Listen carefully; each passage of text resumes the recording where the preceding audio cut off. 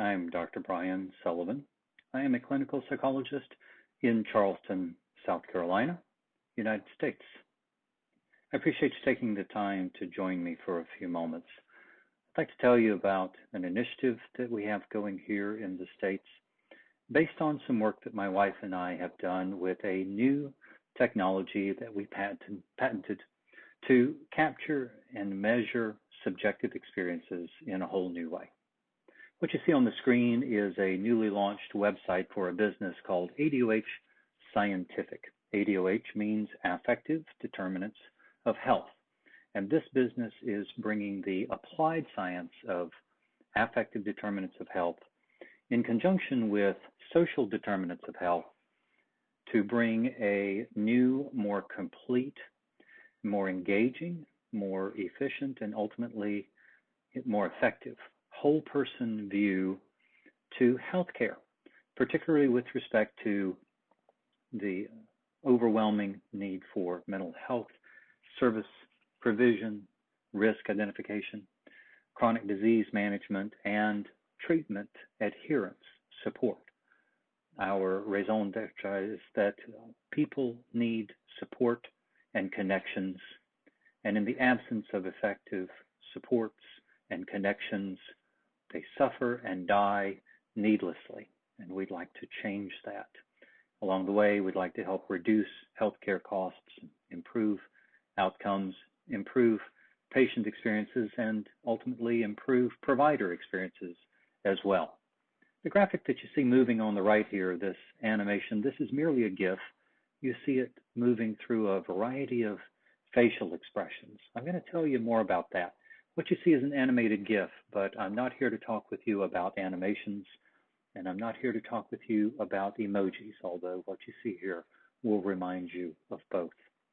Scrolling down this screen a bit, ADoH Scientific is a data science company, developed a platform, software platform, the platform for assessment and intervention research. We are intensely focused on improving data and connections for people in the role of patients. And so we aim to improve the efficiency and engagement factors and ultimately the effectiveness of assessments of affective determinants of health, those being the emotions, moods, attitudes, opinions, other subjective experiences, including physical sensations like pain, nausea,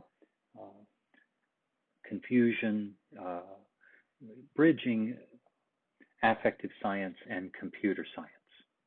These characters that you see here, these are all representations of Morphies. They're not emojis. This is the technology that I'm excited to tell you about.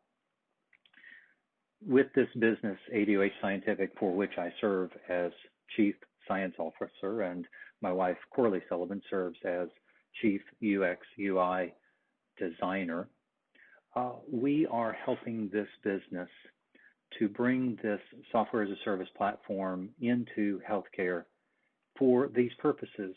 I won't bore you to read all of these things, but I'll let this little progression play through.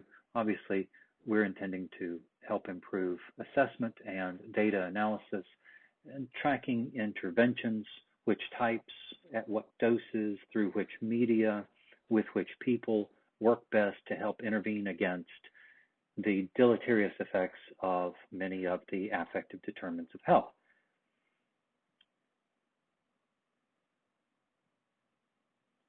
Ultimately, we're aiming to serve payers, providers, and patients alike. Well, so let me move on then to show you a little bit about what I'm referring to.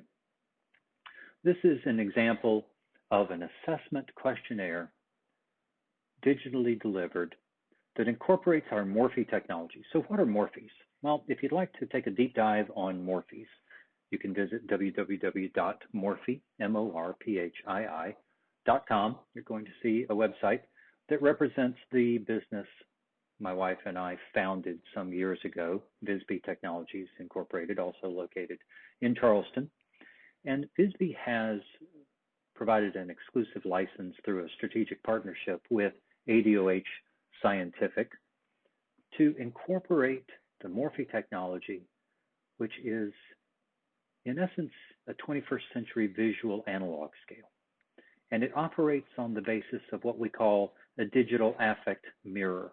This allows folks to dial in the intensities of their experiences and to demonstrate, to show the intensities of their feelings. You see how the expression morphs continuously through a range. And on the left side, this is a true zero, absolute neutral, and fully on the right, absolutely, extremely stressed. And we've done a lot of construct validation around these graphical images so we can help ensure that they represent what we intend them to and not represent other things. So the questionnaire asks me in the last couple of weeks, how have I been feeling? Well, using this digital affect mirror technology, I see that that's just too much, but this is, that's too little. Oh, actually, I'd say that perhaps I've been feeling about that stressed in the last couple of weeks. That's the Goldilocks moment. Not too much, not too little, just right. And then with respect to anxiety, well, what does that look like? Oh, yes. Oh, yes. And so perhaps I've been feeling a bit anxious of late. Not too bad.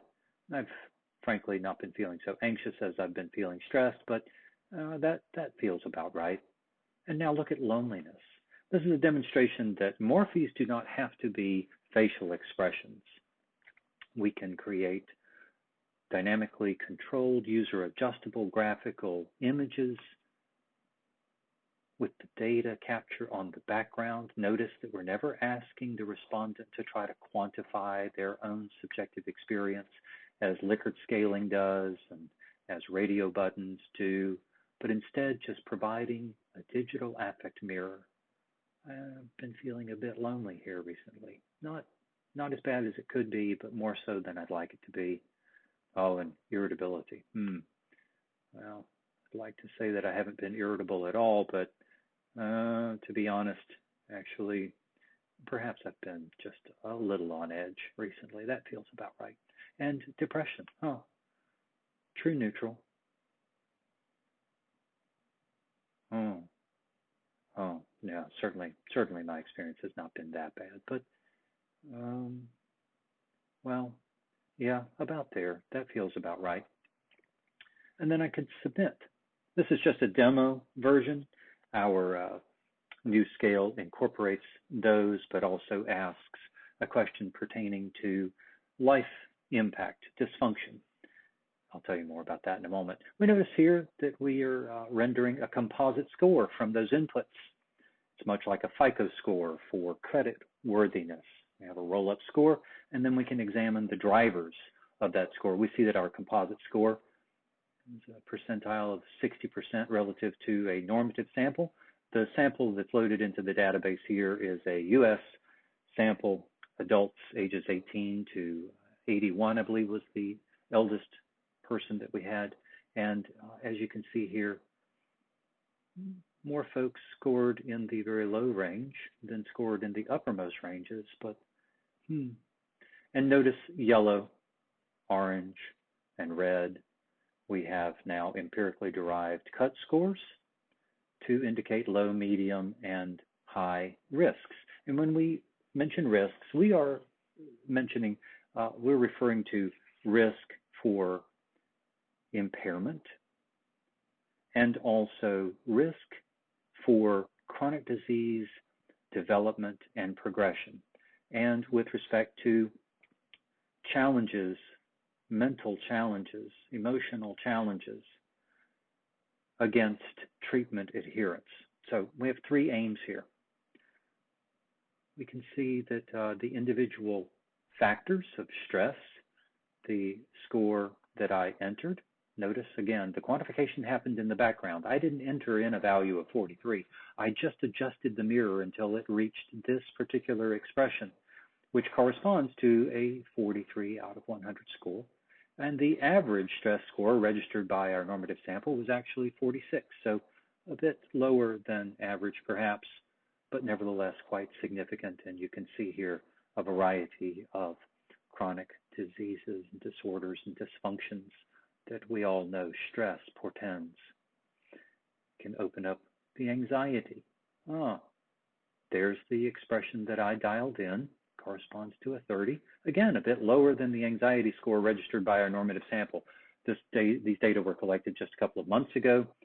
We're in the midst of the COVID-19 pandemic, as you know, here in the States, much worse than in so many other places. And folks are showing that stress and anxiety. And by the way, these scores were also corroborated by a variety of traditional scales that we used in the construct validation phase for these measures. Loneliness, quite a bit higher than average. We're not demonstrating any standard deviations or z-scores or significance here. This is just simple, easy to digest, highly visual feedback for the respondent and for healthcare providers. Irritability, well, present but lower than average. And again, the sorts of difficulties that these subjective experiences portend, depression. So let me move away from this demo and tell you a little bit more about our findings. We recently conducted an in-depth study examining the construct validity beyond face validity, which was established previously for these various Morphii measures. This was a combination of 5 Morphies, as you've seen. We called them the salad combo: stress, anxiety, loneliness, irritability, and depression.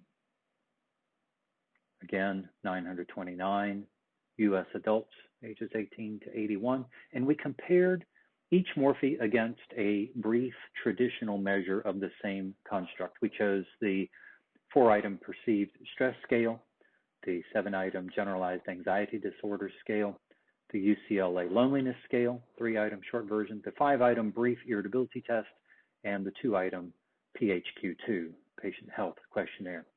And we examined various demographic variables as well. We created simple composite scores from the Morphii intensities and a simple symptom count or endorsement count from the collection of the traditional scales. And when we compared scores on the Morphii composite score and the traditional scales composite score, to our delight, we actually found that they were very strongly positively correlated, R equals 0.88. It is really noteworthy that we are capturing better than 70% of the variance in those traditional scales and their scores by just examining the subjective feelings of stress, anxiety, loneliness, irritability, and depression. Getting a lot of bang for the buck from 5 simple, engaging items that take less than 25% of the time to complete as the traditional measures did. Here we see correlations between the individual Morphies and the traditional scales we set them against. They were all quite robust. We didn't find any sex or ethnicity disparities of note, but we did find a significant effect for age. And I'd like to tell you more about that, graphical representation thereof. We saw that at the composite score level, the youngest folks were registering the most distress, and the eldest folks were registering the least. Very interesting finding. Also, when we looked at functional impairment, we asked a simple question pertaining to impairment. We found very strong correlation between our composite and impairment, and that was the basis for our derived scores. I won't take you any further beyond at this point, but I would like to offer you my email address, which is sullivanb@adohscientific.com, and I invite your correspondence to tell you more about this new measure and our findings. Thank you so much for your attention. Look forward to hearing from you.